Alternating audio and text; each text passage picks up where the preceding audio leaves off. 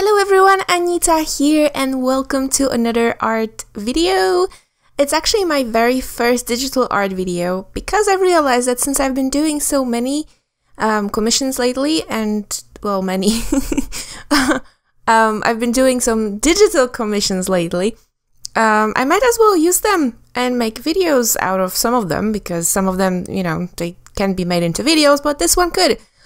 So without further ado, this is quite a big commission. It's actually a two-part commission. This is just the front part of a puzzle. So this is basically a puzzle. The back piece is quite simple. It's just a simple grid with names on it.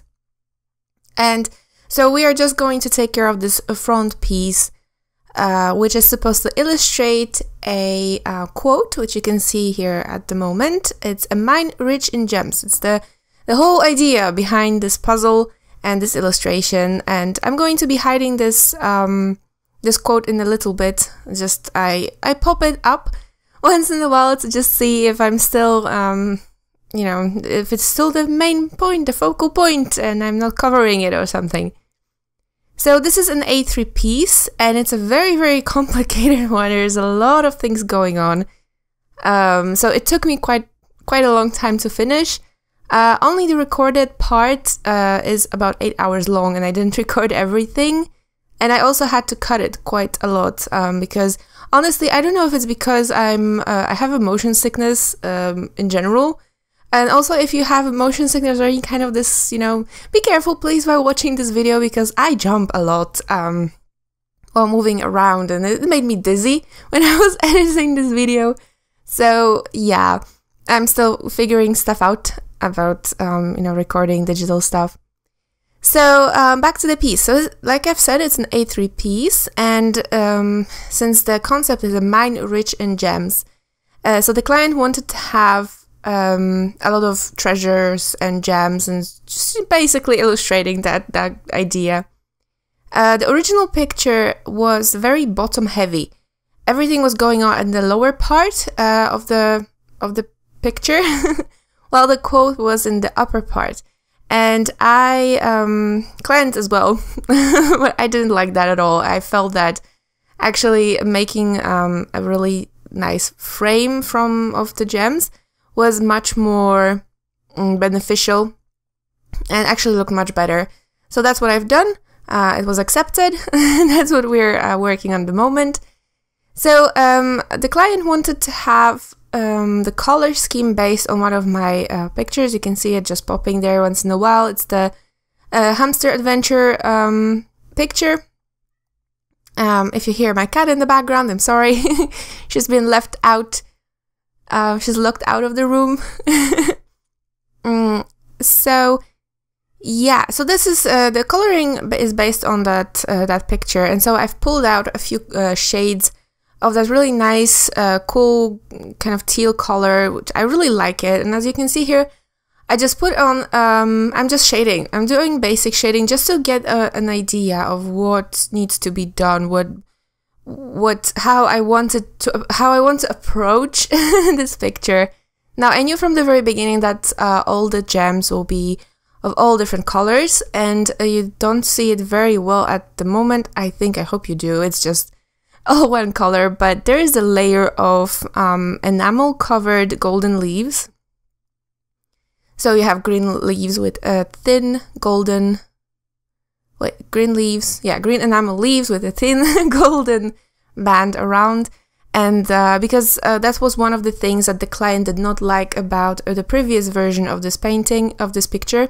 Not mine, just the one that has been used before. Because it was so golden. It's just too much gold going on. And so a little bit was fine, and that's what I was going for. Just a little bit, like a little sneak peek. Little gold just shining between all the gems. And so basically those leaves are also gems. And as you can see here, I'm starting to put in some basic colors for the leaves, and you can see it's kind of, it's flashing, my color palette is flashing in between the shots, because that's where I was pulling out all the colors from the picture, from the hamster adventure, just to kind of keep it coherent. And so I have a lot of those leaves, and that's what I've decided to work on first, as it's the furthermost layer. And also I found it to be a little bit, it was a little bit hard for me to, I've never really painted enamel before. And so I knew what I wanted to do, I didn't know how to approach that. So as pretty much every painting I do, every painting I make is something in it is my first time. And so, you know, it's just experimentation. And so I'm doing really basic shading right now, just trying to pull out the shapes, give them a little bit more definition. And what I'm using here is a set of watercolor brushes. They are really good at making just digital painting look like watercolor. I absolutely love those brushes. You can download them, you have to pay for them. So if I don't forget, I'm going to just leave a link in the description in case you're interested. I'm not, this is not, you know, I'm not being paid by them to say it. I've been using these for a while now, just because I really, when I started painting digitally, I really wanted to emulate a traditional feel. It's not like I dislike digital paintings, but I like traditional better, but sometimes it's just so much easier to use digital, you know, techniques. And so but I still want that traditional feel. And so I'm constantly working on making it seem a little bit less digital. So, using those special brushes really helped me. They have that texture that I'm looking for, and they are really messy when they have to be messy. So yeah, I really like them. They help me a lot to get the feel. So as you can see here, I'm just trying to get that gold going. And so I'm not really following any kind of pattern. I'm just, because, you know, this is a piece where there's tons of gems. Everything is shiny. There is no one light source. So at some point when I was considering, you know, putting in one direction of a light source, I just gave up, literally, because it's just, there will be a reflected light from every single possible side. And I was just like, you know what? Whatever. Nobody is going to pay attention to it anyway. I never pay attention to light sources, at least very, very rarely. And so I just started to put in the shine, the golden shine, wherever I felt like it would be shiny. So every surface that's a little bit, you know, exposed to the reflection. And that would possibly reflect light. That's where I started to. That was my first line of thought. That's what I'm going to start with. I was thinking, and then we will see how it's going to turn out from there. And so at this point, it's just, as I'm not showing you everything because it just takes so much time.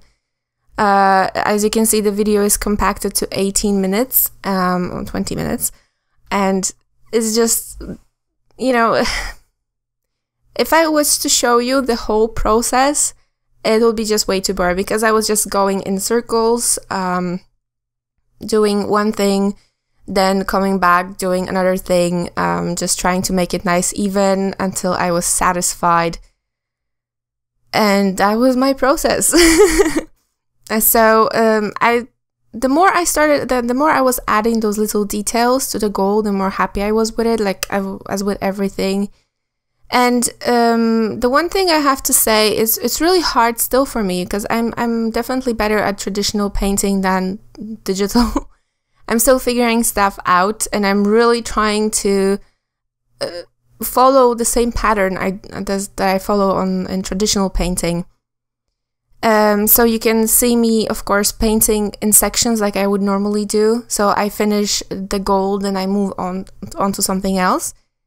And one thing I really try not to, that's something I have to overcome still. because I'm trying not to paint too close. That was one of the big mistakes I've done at the very beginning when I just started to paint digitally, is that I was zooming in way too close, and I was working on those tiny details. But the truth is that on my screen, when I'm in about 30% zoom, that's when the piece is actually the size it's supposed to be. I usually just cheat a little bit and I put it on a piece of paper on my screen just to see the size. And so that's how it's going to be viewed, that's how it's going to be printed, and there is literally no point in making it extremely tidy, because and that's something that also reminds me of another commission I'm doing right now, actually. You're probably going to see a video of it sometime in the future, and I will talk about it more, but I can just kind of tie it in right now. That if you can overwork the details, and then it just looks very, very plasticky and fake. And the beauty of traditional work is that it's imperfect. And so that's something I'm trying to do to stop myself from achieving that perfection, because I can, because you can keep working on those little details, and it's fine if you do, if that's what you're looking for. But in my case, it's not working, and learning process. So as you can see here, I already put on some gem colors. And I had a bunch of colors pulled in from that picture, and I just started to randomly covering the gems in different shades of different colors. And that line art that I've done really helped me. It was much easier to actually select. As you can see here, I have some of those false facets, the little triangles on the gems. I have them selected. And this way I'm just, some of them have a lighter, just, reflection of the light. Some of them have the darker color on them. It was much easier this way than just painting them one by one. I started at the very beginning of that process, and it was really hard. I have to say that painting those gems was definitely my favorite part of the whole process. Especially those gems that had multiple colors on them. The blue ones that went into, for example, into yellow.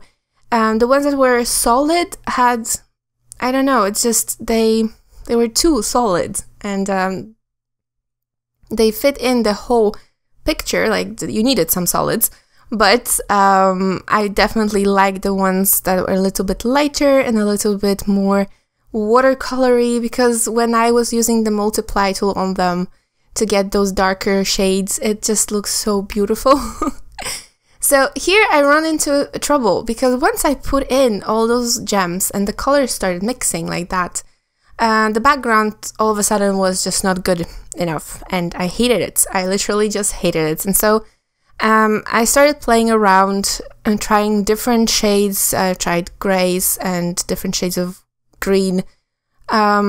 Just trying to find some color that would actually fit. Also black, which was a big no-no from the client, who didn't want black. But I just couldn't find a good color, and it was really frustrating. This was actually a point where I stopped, I think, because I just couldn't find a different color. And so at first I've decided to put in the basic color for the pearls. They're pearl strings, very, very, very boring to paint, but and so when I was painting those gems, pearls, I realized that I would need a background color, and if I did shading for them in a different color, I would run into trouble later. So I had to decide on something. And so at some point what I did was I just left it white. I smudged some of that paint. As you can see, I have all those like watercolory smudgy things. I really love that. And that's something I would probably do in traditional painting as well if I wasn't so scared all the time. That's the beauty also of digital painting. I can be as free as I can, and if I don't like it, you know, Control Z and it's all gone. So I've decided to add a layer of those same leaf shapes that I've used for the gems, but in a more layered, flat way, just as a shadow underneath. And kind of start, instead of making a clean gradient, kind of use those leaves to build up a gradient from the green. And as you can see here, I'm using kind of like a beigey gray color. I would say that's beige. It ended up beige, totally beige. And I hate beige, so that was a big surprise for me because I really am a big beige hater. It comes from personal reasons. My whole house, when we bought our new house, my whole house was just covered in beige, and it still is, and I hate it. So just, but in this case, you know, beige was perfect because it's the kind of warm, neutral color that really complements, or at least in this case, it complements all the other colors, and so it was a perfect solution. And so I could then just start fixing the pearls, and as you can see, they are really easy. There's nothing complicated about them. They're just time consuming because there's a lot of them, and they all need to be painted by hand. So but all in all, the more I was working, and once that background was settled, I was really happy with the result. And then as the finishing touches, I started just kind of playing around. I felt like the gems were not shiny enough, and so I started just playing around, seeing, just checking if maybe I liked it more white, to have a whiter middle. And that's another thing that I really like about digital painting, especially when I'm doing pieces like this, which, as you can, I had a big problem with that background, and if I did that traditionally, it would cause me a lot of trouble. So I'm really happy I did it digitally. And then as a finishing touch, I'm adding a few of those, you know, sparkles here and there, just little shinies, and that's when the painting started to feel like it was really mine. And because, I don't know, it's just, it tied it all together for me. I just love those little shiny bits. Shiny bits.